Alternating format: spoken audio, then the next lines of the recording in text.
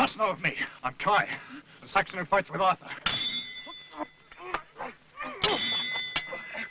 A horse! You ever seen a Saxon ride a horse? One thing we do know, the Saxon fights with the axe.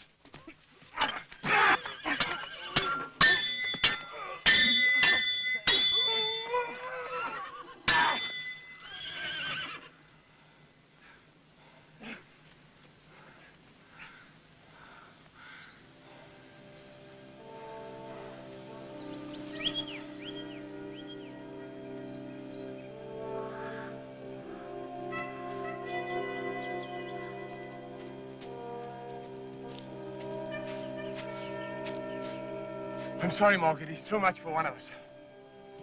He did well for me. Although he does not know it. So did he.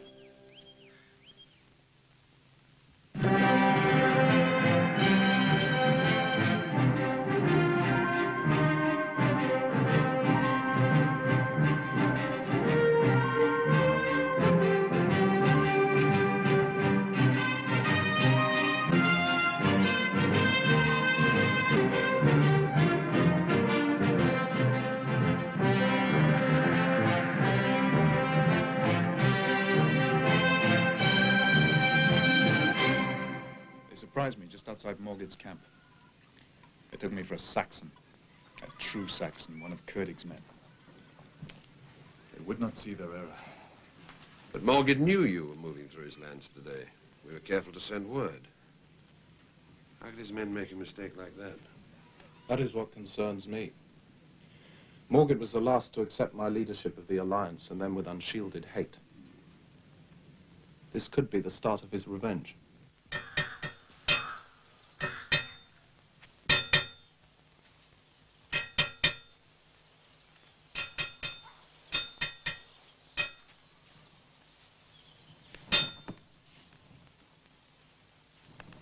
My dues are paid for the year. A king does not come grubbing for taxes, Khan.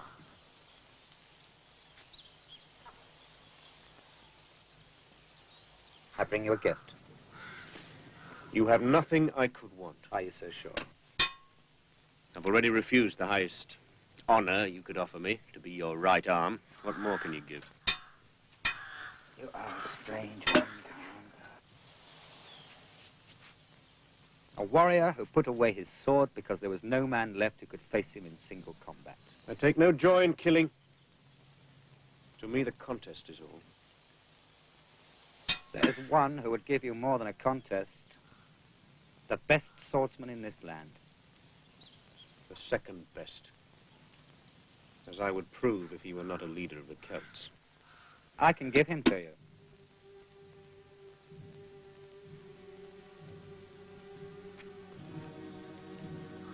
He is the ultimate contest, Khan. The one test you have too long avoided. You could arrange this? Would you do it? If the fight was fair, yes. But Arthur wouldn't waste his time in a test of strength. While I'm free to do as I please, he's weighed down with the responsibility of leadership. He'd never agree. He will agree. The question is, can you beat him?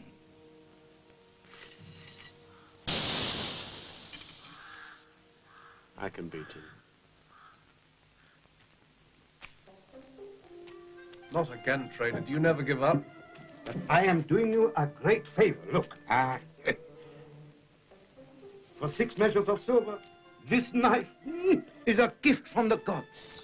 The gods would be insulted. I wouldn't give you 6 measures of horse feed. Look at it. The metal is poor. It's the finest iron. It has no cutting edge. The blade is round. For strength, thin, for easy concealment. A rounded blade to make it stronger. It was made by the finest knife master in the Piraeus. Good to hunt the boar. You got tickled it, did that? You know what it's called? A scorpion sting. You can hide it in your boot. You can draw it secretly. Trader, you haven't been mooning around here for 3 weeks just to sell me a knife, have you? I think our friend has other interests. Ah, So that's it. He's got an eye for wrestler, huh? Oh, please. It's embarrassing for me. Giving you trouble, is she? If she was my wife, she would blossom like a flower. But she's stubborn. Like all you Celts, she cannot see what is best for her. I know what's best for me, and it does not include an ancient scavenger. A messenger from King Morged. King Morged sends greetings to Arthur of the West and bids me tell him that his follower, Kai, murdered one of the king's men, brutally and without just cause, and he demands that Arthur surrenders Kai to King Morged for immediate execution. Just cause. What more just cause than defending my life against his assassins? Hold your temper, Kai. Morgan knows you're not at fault, as he knows I would never offer you as a sacrifice. No. All this is just an overture to the sting in the tail of his message. King Morged bids me further to tell you that if you refuse to surrender Kai to him, then he will march at once with all his army to avenge the death of his warrior. Outright war against us?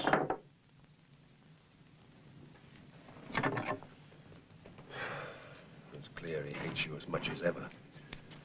And it's no surprise he would break the alliance. But to risk wholesale massacre and bloodshed. He risks nothing. He's playing a game. He is deliberately involving me in a course of action from which I cannot escape. So we will play out the game. Tell your king that I reject and scorn his charge against Kai. Tell him also that I have no intention of allowing war to break out in the Celtic Alliance, and I claim the right to settle this matter by single combat. He and I.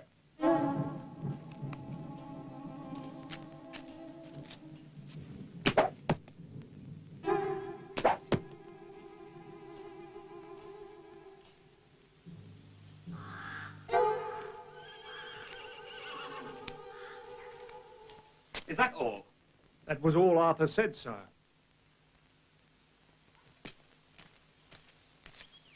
Did I not say I came to you bearing gifts? Arthur challenged you, not me. Just so. He challenged me according to the law. He's no fool. His life's work is the alliance of the Celtic peoples. He must choose this way. I should leave that if I were you. A man about to meet Arthur needs a clear head. And a stronger arm than yours has ever been. A leader challenged to combat has the right to name a warrior to fight in his place. A champion? You. I promised you a fair fight to which Arthur would agree. A final test, Khan. If you have a right to name a champion, so has he. Arthur is burdened with a sense of pride. Something which doesn't bother me. He's the best swordsman he's got. He must win this quarrel. It will be Arthur in the sword ring. Good. He is no ordinary warrior. He was forged into manhood by Lud. I know of Lud. Then you must know of Arthur's strength. For Lud did not teach him merely to wield a sword, but he taught him why he must kill or be killed. And he's afraid of no one. I know that also. But if you married me, you would have to do none of these things. You could sit like a queen on a throne of gold with hibiscus in your hair. Oh, get from under my feet. Look. A necklace of silver from Rhodos. Let me put it on for you. Listen, I've told you. I've no intention of marrying a man who spends half his life at sea. And the other half selling bangles at twice their worth.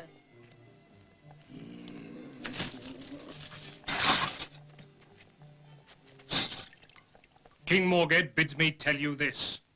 3 days from now, he will come to your village.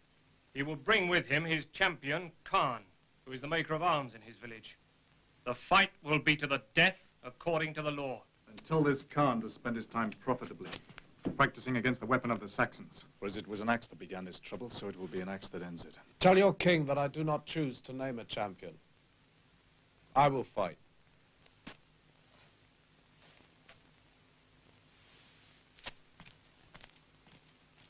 my fight. I will go against this man. No, Kai. Morgett used you. But only as an excuse to involve me. It was all very carefully planned from the beginning. He's chosen this man, Khan, to kill me. And I fear that I must disappoint him. On the contrary, he will probably roast 7 boars at a feast to celebrate your death. I know of Khan. I've seen his swordsmanship. You cannot defeat Arthur. I'm better than I've ever been. You are the deadliest swordsman in the land. Except one. Khan. He can kill you.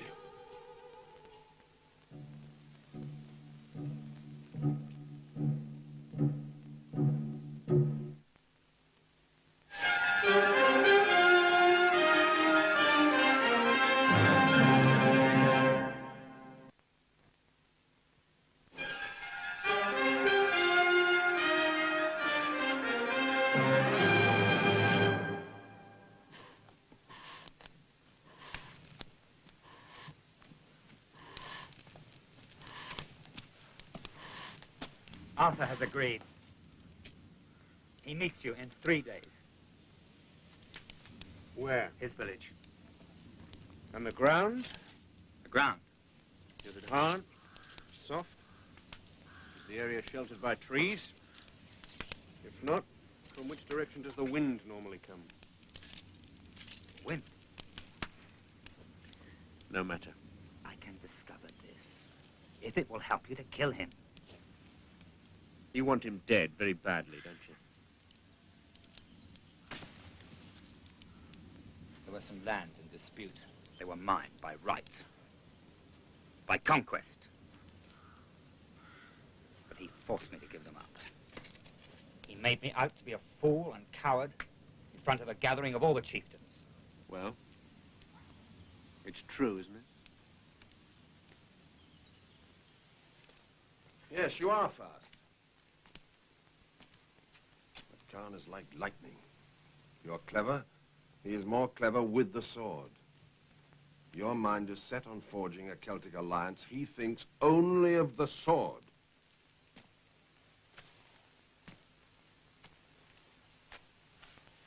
I've told you it's my fight. What are you trying to prove? That you're a man of stone without fear? I do not scorn fear. Makes men careful. Lad, I want the blacksmith to make me a sword. Tell him to work through the night if he must. The sword will be twice the weight of my own. For the fight? No, practice.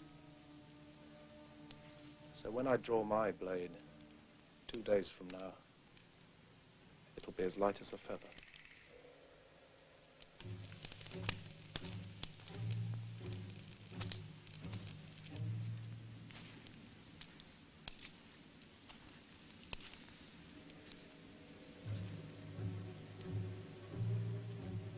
You sent for me. The day after tomorrow, I fight Arthur. I'm a scholar. I know nothing of arms. But you have spoken with Arthur. Oh, we've debated together the 4 last questions. It's a game he enjoys. Tell me about him. I will know his mind.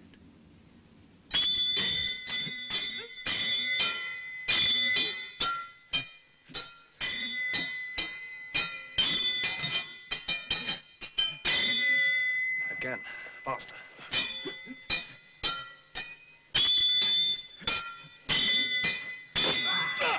Careful, Kai. Never careful. Khan will not hold back his blade. Come, again. Enough. Save your strength. You need it for tomorrow. What I need for tomorrow is speed.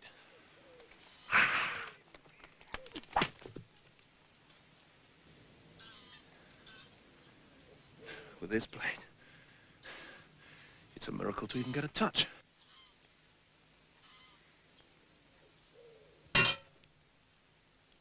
What happens to Arthur's mind when you press him hard?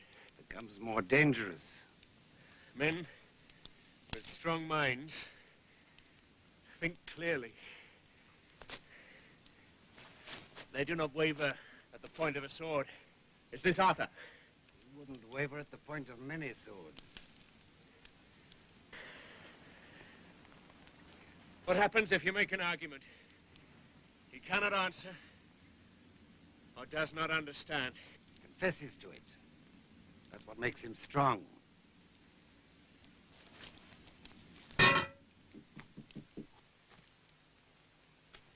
Good morning, my little Celtic bluebird. Oh, not now. Have you no feeling? Feeling? Feeling, yes, but only for you, my precious. In 1 hour, Arthur will be at death grips with the man he believes could kill him. How do you know that? Where have you been? Even the children of the village know it. Yes, but how do you know that Arthur thinks he may not win this duel? How do we know anything about those we love? You may think me a rogue or a fool if you will, but never think me a man with no mind. I have more faith in this Arthur of yours.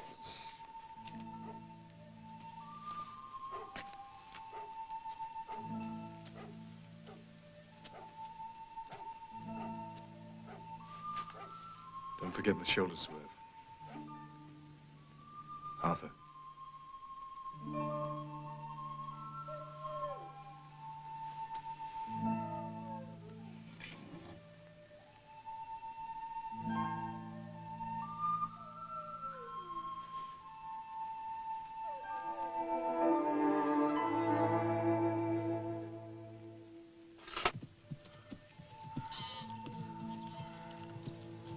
After today, you will be the first man in my kingdom.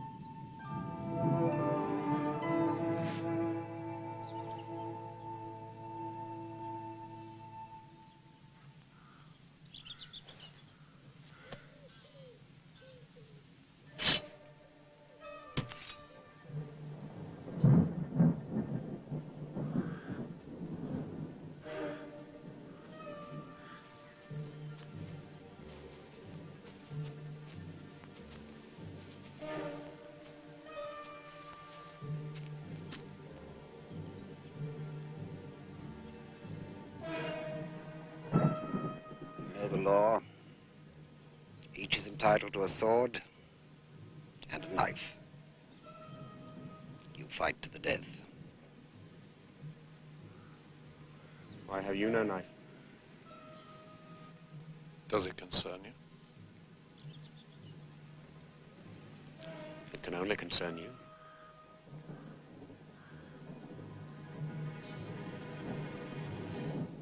Step back 1 pace.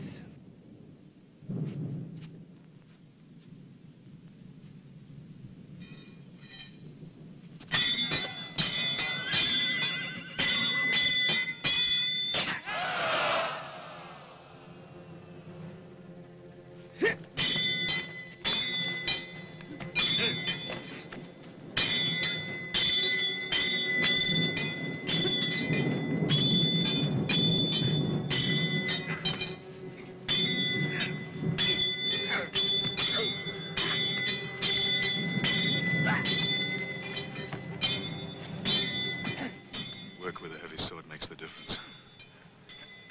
Does it make enough difference?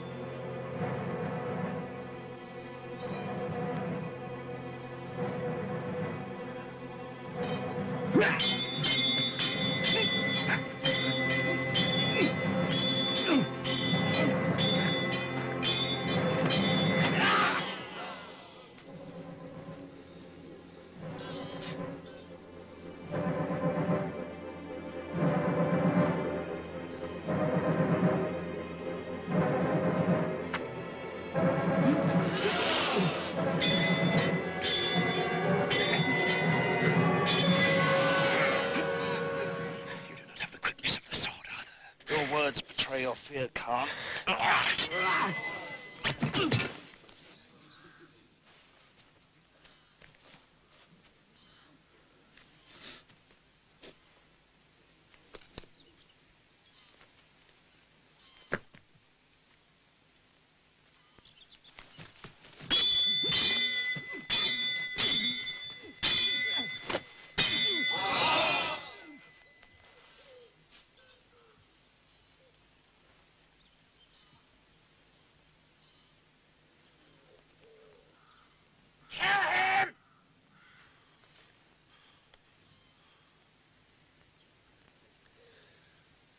I have no wish to kill you. The contest is over. The victor decided. Decided. Neither have I any wish to kill you.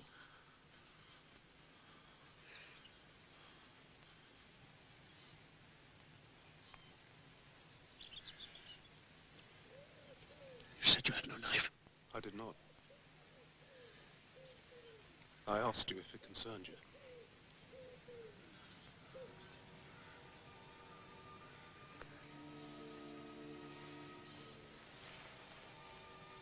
So you still do not know?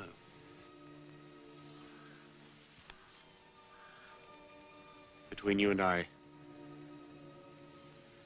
there will be another time.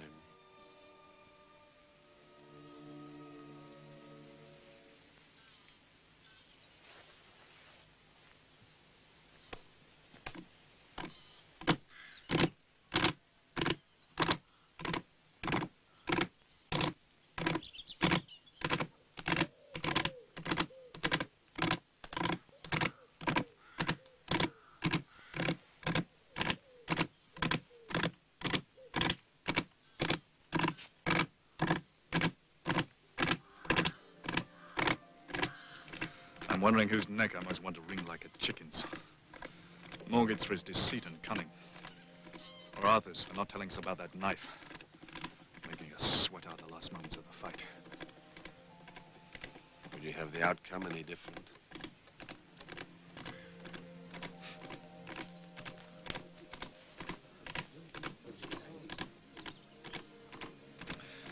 I have your experience, old warrior. Perhaps I'll also have your tolerance and understanding. In the meantime, I could kill them both.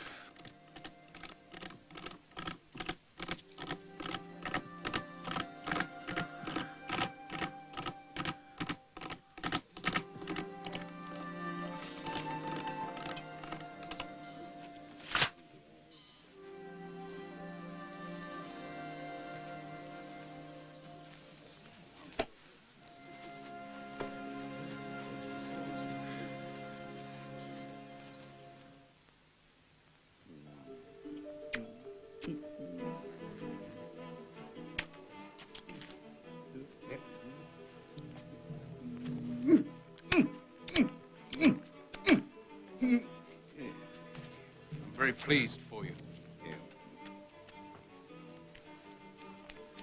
But how in the name of the gods did you persuade a sensible woman like that to marry you? I promised to retire from my many travels and grow wine, and to be an attentive husband and never leave her side. Yes.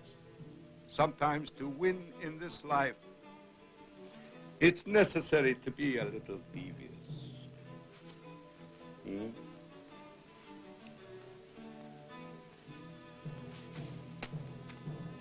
The knife! You owe me 6 measures. What was that? I said you owe me 12 measures of silver.